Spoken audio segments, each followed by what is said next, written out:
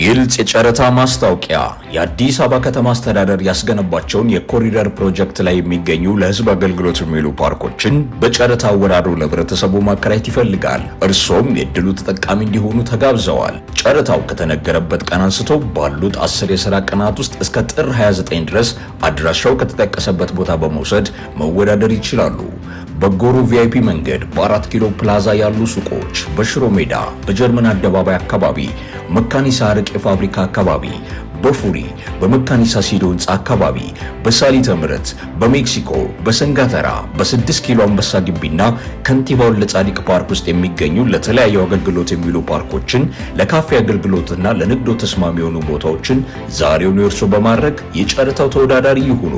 ልብ ይበሉ፣ ኮርፖሬሽኑ የተሻለ አማራጭ ካገኘ ጨረታውን በከፊልም ሆነ ሙሉ በሙሉ የመሰረዝ መብቱ የተጠበቀ ነው። በአዲስ አበባ ከተማ አስተዳደር የህዝብ መዝናኛ ቦታዎች አስተዳደር ኮርፖሬሽን